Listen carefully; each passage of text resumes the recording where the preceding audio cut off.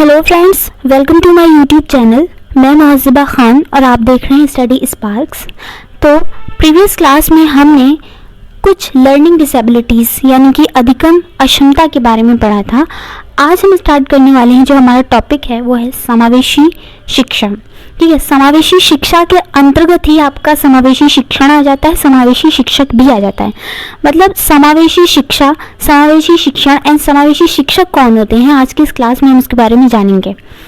तो इसका सबसे पहला जो पॉइंट है वो ये लिखा हुआ है कि सबका साथ सबका विकास।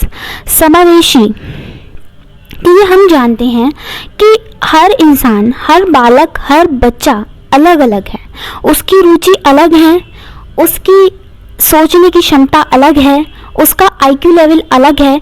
बच्चों में इंडिविजुअल डिफरेंसेस पाए जाते हैं, व्यक्तित्व भिन्नताएं पाई जाती हैं। ठीक है, व्यक्तित्व भिन्नताएं पाई जाती हैं हर बालक में। हर कोई अलग अलग होता है, हर कोई अलग अलग संस्कृति से आता है। ठीक है, तो हमें एक ऐसी शिक्षा उसको देनी है, हमें एक ऐसा शिक्षक बनना है, या हमारी कक्षा का माहौल ऐसा होना चाहिए जिसमें किसी एक पर्टिकुलर बच्चे के लिए ना हो वो बात, सबके लिए हो, सबको समान अधिकार हो, सबको समान शिक्षा दी जाए, कोई भेदभाव ना हो, एक साथ सबको शिक्षा दी जाए। ठीक है, ना ही वहाँ पर ये हो रहा हो कि लड़कियों का ग्रुप अलग होगा, लड़कों का ग्रुप अलग होगा, या फिर कोई ऐसा टीचर आ जाए जो आपके लड़कियों के साथ ज़्यादा अच्छे से उसको समझा रहा हो और मतलब जेंडर रूढ़िवादिता फैला रहा हो। इस किस्म का कुछ नहीं होना चाहिए। किसी भी समुदाय का हो उसको आपको एक्सेप्ट करना है, किसी भी धर्म का हो, किसी भी संस्कृति का हो, सभी बालक उस कक्षा में समान होंगे, उनको समान प्रकार से शिक्षा दी जाएगी और उनकी हर किसी बच्चे की रुचि की आवश्यकताओं की ध्यान रखा जाएगा, उनकी कमियों को पूरा किया जाएगा। तो वो शिक्षा जो है वो समावेशी शिक्षा है। सबका साथ सबका विकास, मतलब सबका विकास एक साथ है।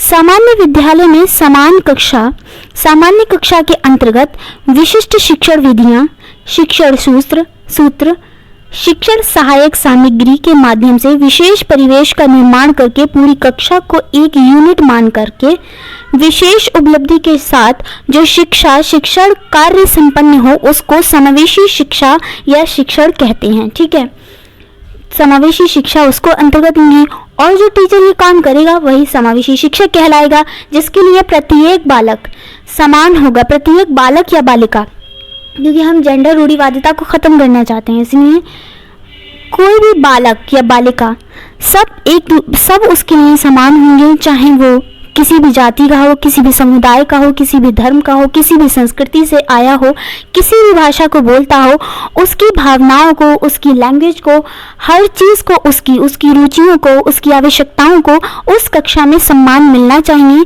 ये सब आपका समावेशी शिक्षा के अंतर्गत आता है और यही आपका चाइल्ड साइकोलॉजी है। ठीक है, बाल विकास है आपका। तो लिंग, जाति, समुदाय, धर्म, स्थान, संस्कृति के आधार पर बिना किसी भेदभाव के पूरी कक्षा को एक यूनिटी मान करके जो शिक्षा कार्य संबंध हो उसी को समावेशी शिक्षा कहते हैं। अगर क्वेश्चन में पूछा जाए कि हमें कैसा शिक्षक होना चाहिए, तो हमें एक समावेशी शिक्षक होना चाहिए। हमारे लिए प्रत्येक बालक या बालिका समान है, हमें उनको अलग अलग नहीं बांटना है, उनके आईक्यू लेवल के हिसाब से उनको नहीं बिठाना है। हर बालक के लिए उसकी रुचि के अनुसार काम करना है, उसकी रुचि के अनुसार शिक्षण विधियां तैयार करनी है और बालकों को एक समावेशी माहौल प्रदान करना है, एक प्रजातांत्रिक माहौल प्रदान करना है कक्षा के अंतर्गत। ठीक है, तो शिक्षक कैसा होना चाहिए? एक समावेशी शिक्षक होना चाहिए। शिक्षण कैसा होना चाहिए? तो शिक्षण भी समावेशी होना चाहिए। जैसे कि अगर किसी बालक या बालिका के पैर में प्रॉब्लम है मान लिया, तो वहाँ पर उसके लिए नीचे क्लास लगा देना चाहिए। मतलब हर बालक हर शिक्षा ग्रहण कर सकता है। ठीक है, सभी के लिए है, एक साथ शिक्षा है, समावेशी शिक्षा है। समावेशन वर्ड से आपको मिल रहा होगा।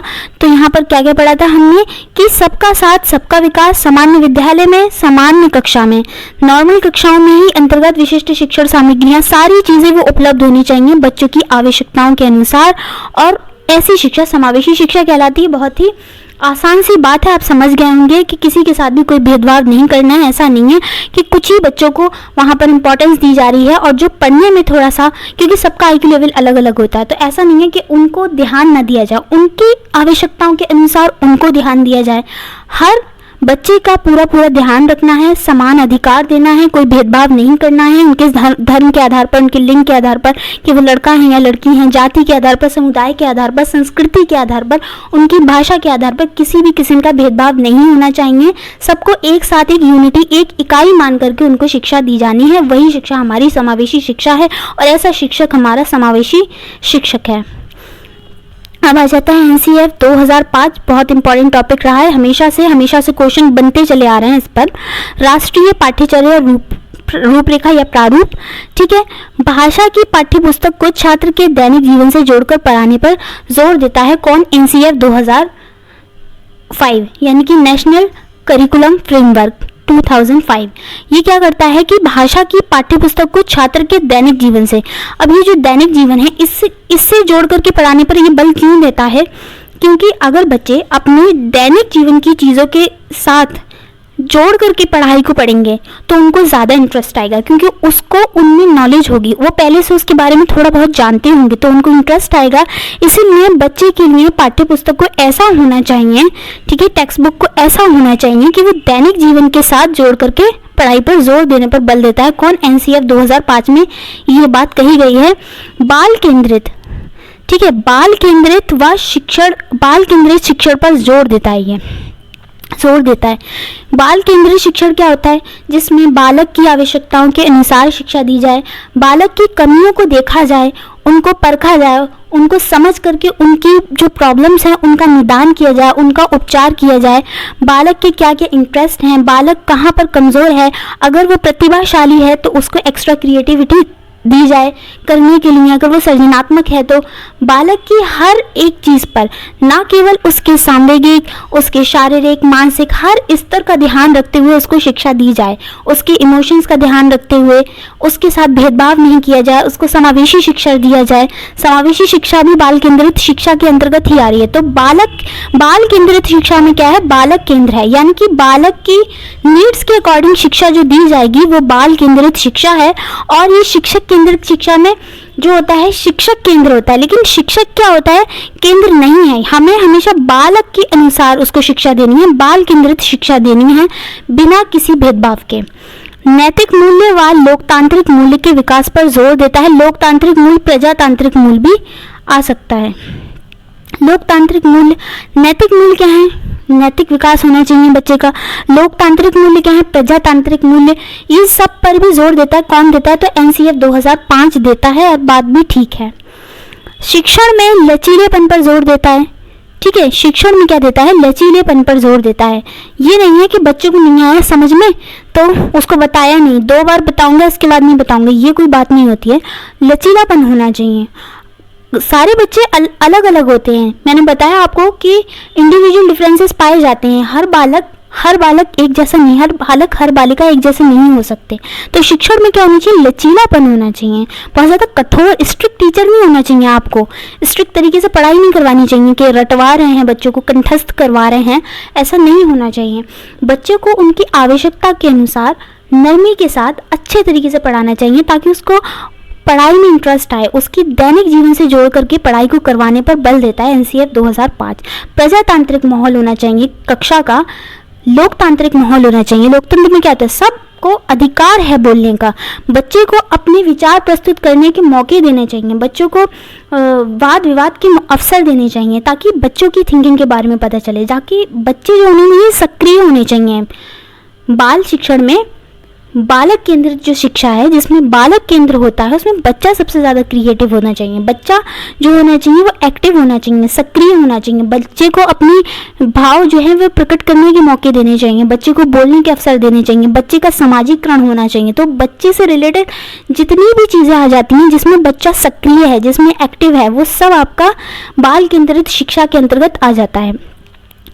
बाल बोधगम्य शैली के प्रयोग पर बल देता है, ठीक है। ये भी यही मतलब है, विकास को समाज व समाज को विद्यालय के साथ जोड़कर पढ़ाने पर जोर देता है। ऐसा नहीं है कि बालक जो है वो विद्यालय में आ गया और विद्यालय में कोई अलग ही दुनिया चल रही है, नहीं, विद्यालय को समाज के साथ जोड़कर और समाज को विद्यालय के साथ जोड़कर पढ़ाने पर बल देता है। समाजीकरण होना बच्चे का बहुत ज़्यादा ज़रूरी है, उसकी हर बात को इम्पोर्टेंस देनी है, उसकी बातों को सुनना है, एक टीचर का काम होता है उसकी प्रॉब्लम्स को सुनना, बच्चों को क्वेश्चन पूछने के अवसर देने चाहिए, बच्चों को बोलने के, ना कि एक ऐसा माहौल बनाना चाहिए क्लास में कि शिक्षक जो है वो लेक्चर दे रहा है और बच्चे केवल सुन रहे हैं। तो वहाँ पर क्या है, शिक्षक तो बोल रहा है, क्या बोल रहा है बच्चों को समझ ही नहीं आ रहा, बच्चे एक्टिव है ही नहीं, सक्रिय नहीं है। बच्चों को सक्रिय, बच्चों को चीज़ें जो शिक्षक उनको पढ़ाना चाह रहा है, जहाँ पहुँचाना चाह रहा है वहाँ वो चीज़ समझ सकें। ये सब बाल केंद्रित शिक्षा है। विद्यालय को समाज के साथ जोड़ना है, समाज को विद्यालय के साथ जोड़कर पढ़ाने पर जोर देता है। NCF 2005। भाषा से संबंधित क्रियाकलाप हैं, गतिविधियां हैं, इन सब पर मतलब बच्चे को एक्टिविटी करवानी है, क्रिएटिविटी करवानी है। बच्चा जितना ज़्यादा सक्रिय होगा, जितना ज़्यादा एक्टिव होगा, उतना ज़्यादा उसके लिए अच्छा रहेगा। तो ये सब पॉजिटिव रहता है कि बच्चा जो है क्रियाकलाप कर रहा है, बच्चा एक्टिविटी कर रहा है, बच्चा गतिविधि कर रहा है, सृजनात्मकता यानी कि क्रिएटिविटी कर रहा है बच्चा। ये सारे पॉजिटिव वर्ड्स रहते हैं और NCF 2005 के अनुसार ये सब आ जाते हैं आपके बाल केंद्रित शिक्षा में, जिसमें बालक केंद्र होता है और शिक्षक। अब बाल केंद्रित शिक्षा में ऐसा नहीं है कि शिक्षक सक्रिय नहीं है, शिक्षक भी सक्रिय है और बालक भी सक्रिय है। ठीक है, बालक की हर आवश्यकता की पूर्ति करना शिक्षक का कार्य है वहाँ पर। रटने की प्रवृत्ति पर रोक लगाता है। रटना यानी कि कंठस्थ वर्ड भी कहा जाता है। कंठस्थ होता है, रटने को ही बोलते हैं। बच्चे को रटवा रहे हैं कि बोल देते हैं कि ये 2 का पहाड़ा है और इसको 5 बार बोलो पूरे क्लास में। ये कोई अच्छा मेथड नहीं होता है, ये एक तरीके से बच्चे को रटाया जा रहा है। ठीक है, बच्चे को रटाया जा रहा है और बच्चे को समझा कर पढ़ाना है, कंठस्थीकरण नहीं करवाना है। उसकी पाठ्य पुस्तक ऐसी होनी चाहिए जो उसके दैनिक जीवन के साथ जुड़ी हुई हो, जिससे वो चीज़ों को और भी ज़्यादा इंटरेस्ट के साथ पढ़ सके। तो बच्चे को रटने की प्रवृत्ति पर रोक लगानी है, अवबोध क्षमता का विकसित करना है। अवबोध से मतलब है वो अर्थ को अच्छे तरीके से समझ सके, किसी भी बात के अर्थ को समझ कर उसको पढ़ाना है, ना कि उसको कंठस्थ कराना है या रटवाना है। तो ये सब था आपका NCF 2005 के अनुसार। उससे पहले हमने पढ़ा समावेशी शिक्षा। तो आगे आ जाते हैं, अब आ जाती हैं आपकी शिक्षण विधियाँ। शिक्षण विधियाँ क्या होती हैं और ये प्रविधि क्या होती है। ठीक है, शिक्षण विधि या प्रविधि। अब ये शिक्षण विधियाँ भी कैसी होनी चाहिए, ये भी बालक की नीड्स के अकॉर्डिंग होनी चाहिए, उसकी आवश्यकताओं के अनुसार होनी चाहिए। ठीक है, तो भाषा के लिए अगर बात की जाए तो सबसे बेस्ट है आपकी खेल विधि, और दी किसने थी, तो ये दी थी फ्रॉवेल ने। ठीक है, खेल विधि जो है वो आपकी सबसे बेस्ट है। खेल विधि, खेल खेल में ही बच्चा सीख जाएगा, खेल खेल में ही अधिगम हो रहा है, खेल खेल में ही पढ़ाई हो रही है। ये बात आपको याद रखनी है, ऑप्शन में आ सकता है कि भाषा के शिक्षण के लिए सबसे ज़्यादा बेस्ट जो है कौन सी शिक्षण विधि है, तो वहाँ पर आपका आंसर बन जाएगा खेल विधि। अब ये जो खेल विधि है इसमें आ जाती हैं 3 आपकी किंडरगार्टन विधि। किंडरगार्टन या किंडरगार्टन करके ऐसे आएगा, ये दी थी फ्रॉवेल ने, मनोवैज्ञानिक है। मॉन्टेसरी विधि दी थी मारिया मॉन्टेसरी ने। आई होप इसको याद करने में तो कोई प्रॉब्लम आएगी नहीं, लेकिन आपको ये याद रखना है कि ये विधियां हैं कौन सी, ये खेल विधियां हैं, खेल विधियां। मैदानी विधि ये हेनरी कुक ने दी थी और ये भी आपकी खेल विधि के अंतर्गत आती है। यानी कि किंडरगार्टन विधि जो है वो फ्रॉवेल ने दी थी, मॉन्टेसरी विधि जो थी वो मारिया मॉन्टेसरी ने दी थी, एंड मैदानी विधि जो थी वो हेनरी कुक ने दी थी। और ये सारी खेल विधि हैं जो कि भाषा में सबसे बेस्ट विधियां आ जाती हैं आपकी खेल विधि। खेल विधि क्या करती है, शारीरिक स्तर पर, मानसिक स्तर पर और बौद्धिक स्तर का विकास करती है। यानी इन तीनों स्तर पर ये काम करती है, क्योंकि जब बच्चा खेल खेल में करेगा वे एक्टिविटी कर रहा होगा तो उसकी शारीरिक स्तर का विकास होगा, खेल करेगा मानसिक का भी होगा, बौद्धिक रूप से भी उसका विकास होगा ही होगा। तो अगर भाषा की बात की जाए तो भाषा के लिए सबसे बेस्ट विधि आती है खेल विधि, जिसमें से हमने 3 के बारे में जाना और ये भी जाना कि किसने दिया, किंडरगार्टन विधि फ्रॉवेल ने दी, मॉन्टेसरी विधि मारिया मॉन्टेसरी ने दी, मैदानी विधि हेनरी कुक ने दी थी। ठीक है, हेनरी कुक ने दी थी, मैदान में कुकिंग की। ठीक है, ये याद रखिएगा, छोटा सा हिंट शायद याद आ जाए एग्जाम में अगर आ जाए। कहानी विधि, कहानी विधि क्या है? रुचि उत्पन्न करने में सहायक, एकाग्र शक्ति को बढ़ाने में सहायक है, मनोरंजन में सहायक है, प्राणियों के प्रति सहानुभूति व दया का भाव उत्पन्न करने के लिए भी कहानी विधि बहुत ज़्यादा हेल्पफुल रहती है, और बच्चों को स्वतंत्रता प्रदान करने में भी कहानी विधि अच्छा योगदान देती है। तो कहानी विधि का क्या मतलब है? रुचि उत्पन्न करने में सहायक, एकाग्र शक्ति को बढ़ाने में सहायक।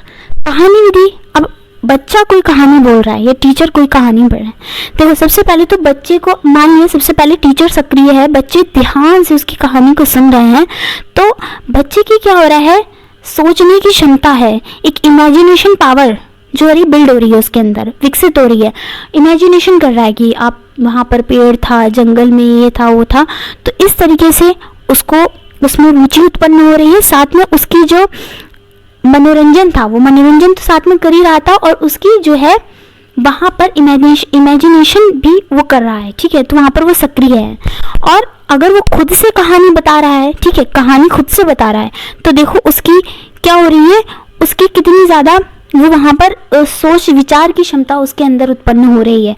रुचि उत्पन्न तो होती ही होती है, कहानी वो खुद से बनाएगी, कितना इंटरेस्ट आता है कहानी में। एकाग्र एकाग्र शक्ति को बढ़ाने में भी सहायक होता है, मनोरंजन में सहायक होती है कहानी विधि, प्राणियों के प्रति सहानुभूति व दया का भाव विकसित करने में भी कहानी विधि सहायक है, बच्चों को स्वतंत्रता प्रदान करने में बिल्कुल सहायक है।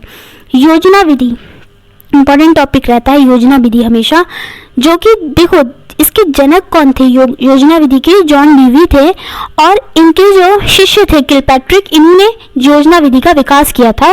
तो योजना विधि के जनक थे जॉन डीवी, और इनके जो शिष्य थे किलपैट्रिक, उन्होंने योजना विधि का विकास किया था। ज़्यादातर ये क्वेश्चन पूछा जाता है, योजना विधि का विकास किसने किया था? तो किलपैट्रिक ने किया था, विलियम किलपैट्रिक ने किया था। ये आपको याद रखना है। योजना विधि एक शिक्षण विधि है, इसका भी इस्तेमाल किया जाता है बच्चों को पढ़ाने के लिए। चौथा आ जाता है प्रश्नोत्तर विधि या सुकराती विधि। प्रश्नोत्तर विधि बच्चों से क्वेश्चन पुटअप किए जा रहे हैं, इस टाइप की एक विधि है। आगमन और निगमन से क्वेश्चन बनता है, इंपॉर्टेंट है। आगमन विधि क्या है? गणित एवं व्याकरण की सर्वश्रेष्ठ विधि। तो अगर इस तरीके से क्वेश्चन आ जाए कि गणित एवं व्याकरण पढ़ाने के लिए जो सर्वश्रेष्ठ विधि है वो कौन सी है, तो वो आगमन विधि है। और आगमन विधि में क्या है? पहले उदाहरण प्रस्तुत किया जाएगा, उसके बाद बच्चे को नियम बताए जाएंगे, ठीक है। पहले उदाहरणों को प्रस्तुत कर दिया और उसके बाद नियमों को निर्धारित कर दिया जाता है। आगमन विधि में क्या है? गणित एवं व्याकरण की सर्वश्रेष्ठ विधि है और उदाहरण प्रस्तुत करके नियमों का निर्धारण किया जाता है। निगमन विधि कौन सी है? तो पहले निगमन विधि में नियम पहले बताए जाएंगे और उसके बाद उसको उदाहरण दिए जाएंगे, ठीक है। पहले नियम बता दिए, उसके बाद उसको उदाहरण दिए गए, ठीक है। पहले नियम, परिभाषा व सिद्धांत के माध्यम से अवधारणा को विकसित किया जाता है, जबकि आगमन विधि में क्या होता है कि पहले उदाहरण प्रस्तुत किए जाते हैं और उसके बाद बच्चे को नियम बताए जाते हैं। नियमों का निर्धारण उदाहरण देने के बाद किया जाता है। जबकि निगमन विधि में यहाँ पे आप याद सकते हैं, नी से निगमन, नी से नियम। निगमन में नी छोटी की मात्रा पहले और नियम में नी छोटी की मात्रा पहले, यानी कि नियम पहले बताए जाएंगे निगमन विधि में और आगमन विधि में पहले उदाहरण बताए जाएंगे। ज़्यादातर क्वेश्चन यही से बना है कि उदाहरण पहले या नियम पहले और नियम पहले या उदाहरण पहले। तो मैं आपको एक याद कर लेना कि निगमन, नियम और नी से नियम, नी से निगमन। तो नियम पहले, निगमन विधि में, उदाहरण बाद में, ठीक है। और आगमन विधि में उदाहरण पहले और नियम बाद में। बस इतना याद करना है। संश्लेषण विधि, संश्लेषण विधि क्या होती है कि पाठ को एक इकाई मानकर विस्तार से उसका वर्णन किया जाता है, ठीक है। पूरे पाठ को एक साथ पढ़ा जा रहा है, एक इकाई मानकर, यूनिट मानकर। विश्लेषण विधि क्या है? पाठ को खंडों में विभाजित करके अवधारणा को विकसित किया जा रहा है। मतलब पाठ को छोटे छोटे खंडों में विभाजित कर दिया गया और उसके बाद उसकी अवधारणा तक, उसके निष्कर्ष तक पहुंचा जा रहा है, तो वो विश्लेषण विधि है। किसी चीज़ को एनालाइज कर रहे हैं, विश्लेषण क्या होता है? एनालाइज करना। किसी चीज़ को आप एनालाइज कर रहे हैं तो उसको अच्छे से एनालाइज करेंगे, छोटे छोटे पार्ट्स में एनालाइज करेंगे। पार्ट को खंडों में विभाजित करके अवधारणा को विकसित करना ही आपका विश्लेषण विधि है। जबकि संश्लेषण विधि क्या है कि पाठ को एक इकाई मानकर विस्तार से वर्णन कर दिया जा रहा है। मतलब पूरा एक पाठ को इकाई मानकर उसका वर्णन कर दिया गया विस्तार से और उसके बाद उसके निष्कर्ष पर पहुंच गए। लेकिन विश्लेषण विधि में क्या हो रहा है कि पाठ को खंडों में विभाजित करके निष्कर्ष तक पहुंचा जा रहा है या फिर अवधारणा को विकसित किया जा रहा है। खंडान्वय विधि, इसका नाम शायद आपने पहले ना सुना हो, खंडान्वय विधि देख लेते हैं इसको भी। कविता, गति, पद्य, श्लोक शिक्षण की सर्वश्रेष्ठ विधि है। किस किस के लिए ये बेस्ट है? कविता के लिए, गति के लिए, पद्य के लिए, श्लोक के लिए ये अच्छी विधि है। और कविता में प्रयुक्त शब्दों के पहले अर्थ बताते हुए कविता पाठ किया जाता है। मतलब कविता में जो प्रयुक्त शब्द हैं उनके पहले अर्थ बताते हुए उसके बाद कविता का पाठ किया जाता है। कौन सी विधि में?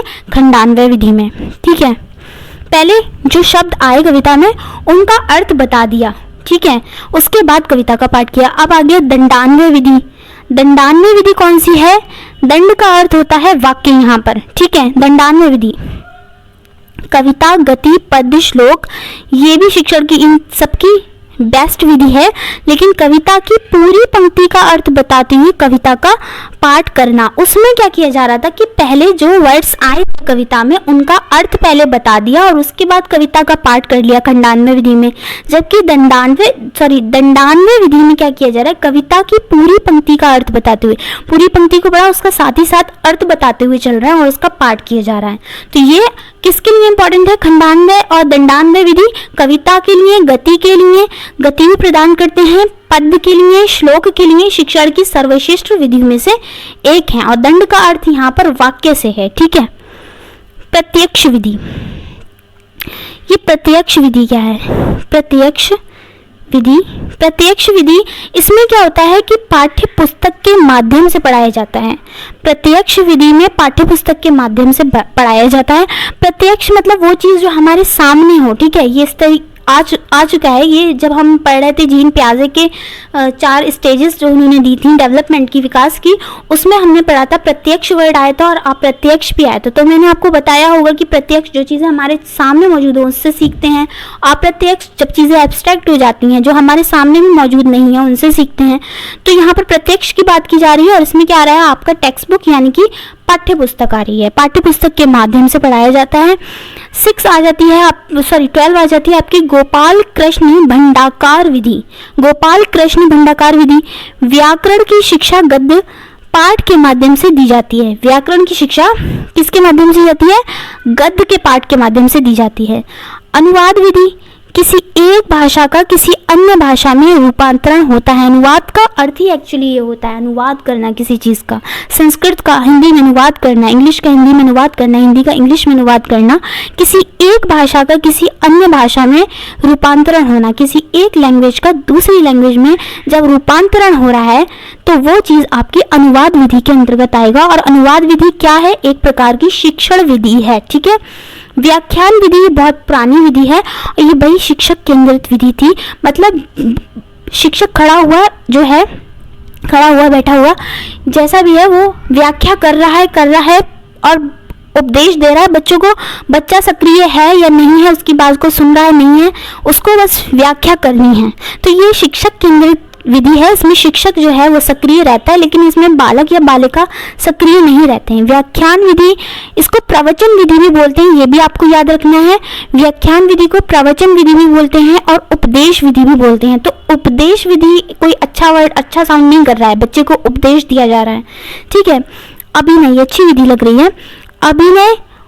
अभिनय रोल प्ले और रंगमंच विधि। अब ये अभिनय, रोल प्ले और रंगमंच विधि क्या है? जिसमें बच्चे क्या कर रहे हैं? सांकेतिक अभिव्यक्ति को विकसित करने के लिए मदद कर रहा है। ये बच्चे में सांकेतिक अभिव्यक्ति, अब बच्चा कोई रोल प्ले कर रहा है, टीचर रोल प्ले कर रहा है, तो कितना ज़्यादा इंटरेस्टिंग माहौल बन जाएगा कक्षा का, क्लास का अभिनय करना। तो यानी कि ये विधि अच्छी है बच्चों में सांकेतिक अभिव्यक्ति को विकसित करने के लिए।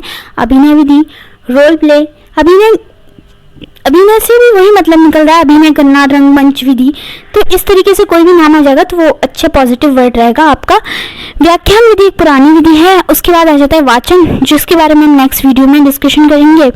तो आज के लिए इतना ही रखते हैं। आई होप आपको आज की क्लास जो है वो इंटरेस्टिंग लगी होगी। आज हमने समावेशी शिक्षा के बारे में जाना, एनसीएफ के बारे में पढ़ा हमने, शिक्षण विधियों के बारे में और हमने यहाँ पर जाना। और हमें ये पता चला कि भाषा में जो सबसे बेस्ट विधि होती है वो खेल विधि होती है।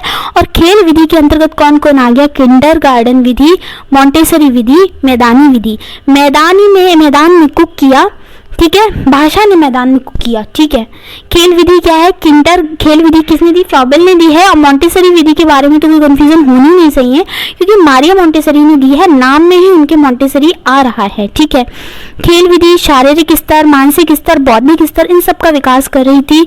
एनसीएफ के बारे में हमने जाना था, काफ़ी डिटेल में जाना था, समझा भी था उसको। योजना विधि है, किसने दी थी, जॉन डीवी इसके जनक थे, जबकि इनके जो शिष्य थे किलपैट्रिक, विलियम किलपैट्रिक, उन्होंने योजना विधि या प्रोजेक्ट विधि भी बोल सकते हैं आप, उसका विकास किया था। प्रश्नोत्तर विधि के बारे में जाना, जो कि सुकराती विधि कहलाती है। प्रश्नोत्तर विधि सुकराती विधि कहलाती है। आप इसको ऐसे याद कर सकते हैं, जो सुकरात थे वो बहुत ज़्यादा प्रश्नोत्तर किया करते थे। ठीक है, सुकरात प्रश्नोत्तर किया करते थे। आगमन विधि से आपको निगमन याद आनी चाहिए, और आप बोलेंगे नहीं, निगमन में पहले नियम थे और बाद में उदाहरण थे। ठीक है, तो आगमन में ऑफकोर्स इसका उल्टा ही होगा, यानी पहले उदाहरण होंगे, उसके बाद नियम होंगे। संश्लेषण विधि, पाठ को एक इकाई मान करके विस्तार से वर्णन किया जाता है। विश्लेषण में क्या किया जाता है, पाठ को खंडों में विभाजित करके अवधारणा तक या निष्कर्ष तक पहुंचा जा रहा था। अभी जो खंडान्वय विधि और दंडान्वय विधि है, ये किसके लिए इंपॉर्टेंट है, तो ये कविता के लिए इंपॉर्टेंट है, गति के लिए इंपॉर्टेंट है। पद और श्लोक शिक्षण की सर्वश्रेष्ठ विधियों में से एक विधि है ये। और कविता में प्रयुक्त शब्दों को खंडान्वय में क्या करा जा रहा है, पहले जो कविता में जो शब्द आए हुए हैं उनका अर्थ बता दिया जाता है और उसके बाद कविता का पाठ किया जाता है। लेकिन जो दंडान्वय विधि है उसमें क्या हो रहा है कि कविता की पूरी पंक्ति को पढ़ा भी जा रहा है और साथ ही साथ उसके अर्थ को समझते हुए भी चल रहे हैं। प्रत्यक्ष विधि में टेक्स्ट बुक, प्रत्यक्ष क्या है, किताबें जो होती हैं वो प्रत्यक्ष हैं, वो हमारे सामने मौजूद है, इसीलिए हम किताबों के माध्यम से, बुक्स के माध्यम से, यानी पाठ्य पुस्तक के माध्यम से बच्चों को पढ़ाया जाता है। ये भी एक शिक्षण विधि है। और ये कौन सी विधि है, गोपाल कृष्ण भंडाकार विधि। ये व्याकरण की शिक्षा दी जा रही है, इसमें गद्य पाठ के माध्यम से दी जा रही है। अनुवाद का बिल्कुल मतलब यह है, जब एक लैंग्वेज को किसी दूसरी लैंग्वेज में ट्रांसफर किया जा रहा है या रूपांतरित किया जा रहा है तो वो अनुवाद विधि हो जाएगी।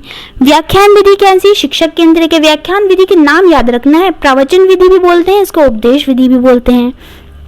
अभिनय और रोल प्ले के बारे में हम जान ही चुके हैं। तो मिलते हैं नेक्स्ट वीडियो में। आई होप आपको आज की क्लास पसंद आई होगी। पसंद आई है तो लाइक कीजिएगा, कमेंट करके ज़रूर बताइएगा क्लास कैसी लगी। चैनल पर नए हैं तो चैनल को सब्सक्राइब कीजिएगा, लाइक कीजिएगा, शेयर कीजिएगा, कमेंट भी कीजिएगा एंड साथ में बेल आइकन को प्रेस भी कर लीजिएगा ताकि आने वाला कोई भी नया नोटिफिकेशन आप लोगों तक पहुँच सके। मिलते हैं नेक्स्ट वीडियो में, तब तक के लिए गुड बाय।